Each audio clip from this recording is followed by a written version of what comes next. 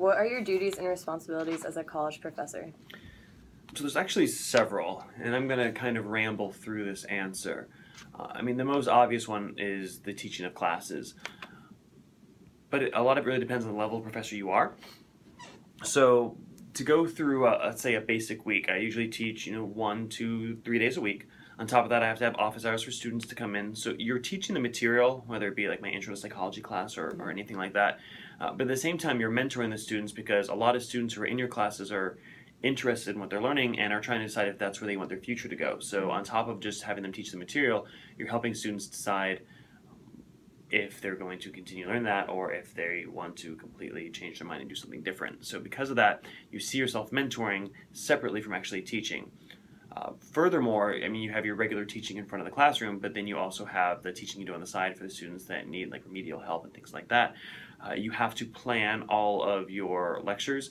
So teaching a class that you've taught in previous semesters is a lot easier than teaching a class for the first time. I've been adjuncting on top of the academic advising that I do for 4 years now, and it seems more often than not I get a class that I haven't taught before. So on top of all the general things, I'm doing a lot of preparation. So usually the night before, 2 months before the class even starts, I am having to pick out the book that I want to use. I'm having to read that entire textbook to make sure that it's applicable and easy to understand for the students. And then just preparing my lectures take a long time. A lot of these things like lectures and stuff like that are provided by the textbook companies now. So they'll give you PowerPoints that you can just use, but a lot of them are pretty, can I say crappy? Yeah. Okay, crappy.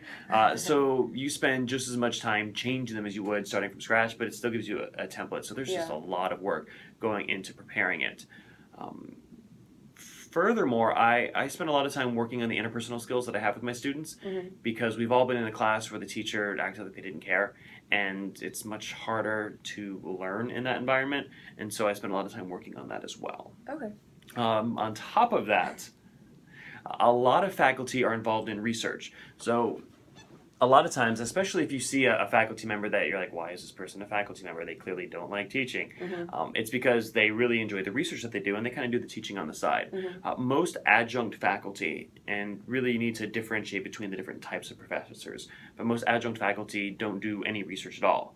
But I also engage in research as well. So I do a lot of research on memory and also a lot of research on academic advising too. Okay. Which is good because then I can use practical examples in my classes about research that I'm currently engaged in, and it also furthers my experience as well. Okay. So. That's interesting. Mhm. What are your working conditions? Are there many people to work with, data or things, and what are your typical hours?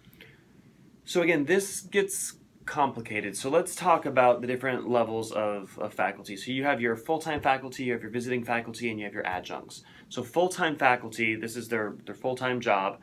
They teach a certain required number of credits a semester, and they have their own office, they have their own lab space to do their own research. Visiting faculty are kind of not quite at that full level yet, and within full faculty there's different levels as well, but we're not going to get into that.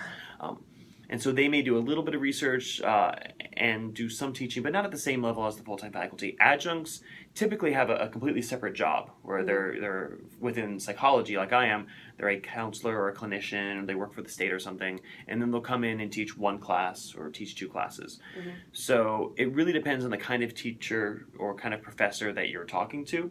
For me, I am an adjunct faculty, so I teach 1 to 9 credits a semester. Usually I teach 3 to 4. I usually don't go above 4.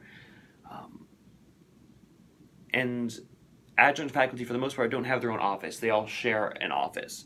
So most working conditions, they come in, they have an office that they sit in for their specific office hours, and they go and teach their classes. They don't really have the presence on campus. My situation is more unique because I am a full-time academic advisor, so I never use the adjunct office upstairs. I use the one that we're in now, my advising office, and so my students come and see me here. Okay. It's also unique because while most adjunct faculty have less of a presence than most full-time faculty, I actually have more because I am always here. I have a full-time job Monday through Friday, 9 to 5. So my students know I am in my office 9 to 5, except for when I am teaching. So they can always get a hold of me. Yeah. So I interact with students constantly, both through the academic advising and ones that come in to want to do research with me in my research labs, and just coming in for general questions. So this job is very much about working with people, but it doesn't have to be. That's one thing I think you notice more of a diversity amongst college professors than almost any other career, because there are college professors that love to teach. There are college professors that love to do research. We have institutions that are more research-based institutions, and the professors that work there are more focused on the research. Some institutions don't do research at all. They're teaching institutions, and that's where you'll see the professors gravitate to that are just really interested in teaching. And then you'll get some, and we have several in psychology that really have a passion for both. So I'm not done yet. So while I do work with people a lot, we also work with data a lot, and that's because a lot of the fields at major universities are data driven. We're trying to be at the forefront of the research that's done, trying to publish, and trying to get more experiences in those different areas. So with all the work that we do and the research that we do, you deal with data a lot, trying to find statistical significance and things like that, but I won't bore you with that. So both. As far as typical hours, it really, again, depends on if you're an adjunct faculty or a full-time faculty. Full-time faculty will almost do like a 9 to 5 here as well, but they'll have their door shut a lot of the time because they'll be doing their research or writing up publications or working on manuscripts and things like that. For me, I'm always busy because I'm having to fit in seeing students for my teaching between seeing students for my advising, and then when I go home, I'm working on lectures and things like that. So I'm definitely working more than 40 hours a week. Okay. And then what's the minimum degree level required to be a college professor? Also a very interesting question. It depends on where you're working, what state you're working in. It used to be different. I'm not going to say what it used to be because I'm not absolutely sure. I remember when I was in undergrad, I was taking a sign language class from a professor. I was working towards my AA at a community college, and she taught our ASL 2 class, and she was going to teach our ASL 3, but then they changed the law in the state that said you could not teach to the degree that you have. So all she had was an AA. So they wouldn't let her teach the ASL 3 class, even though she was deaf, so obviously very proficient at sign language. But the rules stated that you couldn't teach to the degree you had. So she had to have at least a bachelor's degree to be able to teach that. It is my understanding that the minimum for most professors or instructors or teachers now is you have to have 16 hours of graduate level work to be able to teach at the community college level, I think is the minimum that they're looking for now. So every now and then we'll have someone come here to UNF, not do our entire graduate program in psychology, but take 4, 5, 6 classes to reach that minimum and then go and try to get a teaching position. Most people have at least a master's degree. Even that is really going to limit you. If you want to be a college professor, you've got to have a PhD. I'm with just the master's that I have, and I'm working towards a doctorate, but I'm limited in the classes that I can teach and how many hours I can get. Not to mention, becoming a college professor is actually rather competitive, and so even if you meet the minimum qualifications, most people won't give you a second glance because everyone else is so much more qualified. Okay, so like go above and beyond, kind of. And that's the way it is now with really education for almost any career, though. Yeah. What are the specific skills, training, and experience and qualifications required? Oh, what a fantastic question. It depends. A lot of college professors actually have no formal training in teaching whatsoever. And there's really no specific set of guidelines that are set up or specific courses you have to take to become a college professor.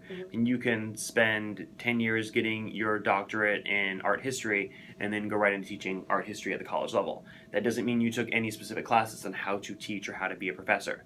Now, here recently, some institutions are trying to address that. I know that Georgia Tech, for example, has programs that they encourage the professors to go through, and they actually teach classes on how to teach and things like that. Some graduate teaching assistants who get their first experience teaching when they're still a graduate student will be required to take some sort of class that gives them a little bit of education on how to teach. But really, you don't need any sort of qualifications or teaching experience to be able to teach at the collegiate level. You need a mastery of the material that you are teaching. That's why every now and then you'll see a professor who is just like the smartest person you've ever met and they know everything, but they may have trouble conveying that information to you because that's not where their skill set is. Okay, that makes sense. What are the pros and advantages to this career? It's very rewarding in the fact that you feel like you are making a difference. I mean, it's exciting to see people in my class the first day of class and just like, stone faces, and they don't interact, they don't talk, they look bored out of their minds, and then by the time you get to the end of the semester, you can't make it to your next class on time because they want to ask questions and they're excited about where they want their futures to go. So it's very rewarding. You never, at least I never, leave here, and this is in both my advising and my teaching, thinking like I didn't make a difference in someone's life, and so that is very rewarding. Furthermore, if you are interested in doing research, it's one of the few jobs that you can get paid to do where you can get paid to do your research. And again, that would be more with the visiting, and definitely with the full-time associate faculty and professors and things like that. So there's a lot of diversity as well. Every day isn't the same. I mean, you may teach the same class every single semester, but the group of students you're teaching are different, and so the interaction levels and the questions you're going to get are going to be different. So it doesn't ever get dry or boring. Okay. What do you find, so that's what you find most satisfying? Yeah, I kind of answered that question as well. I really Yeah. enjoy the influence that I have in students' lives and the difference that I get to make. Okay.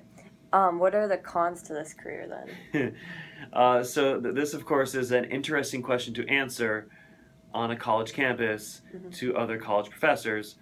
But as I've talked about, with the different levels of teacher, adjuncts don't get paid all that much.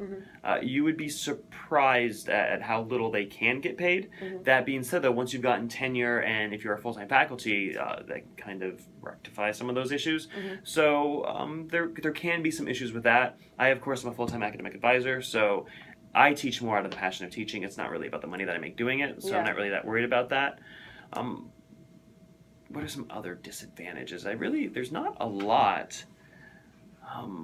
In some institutions, if you're not big into doing research and publishing, there can really be a drive or a push. They have that publish or perish mantra that you hear, where if you don't get enough research done, if you don't publish enough and make enough a name for yourself in your field, you may not have all that secure of a job to being a professor if you're at an institution that pushes research as being highly important. Okay. Awesome. Thank you so much for joining us. You're very welcome.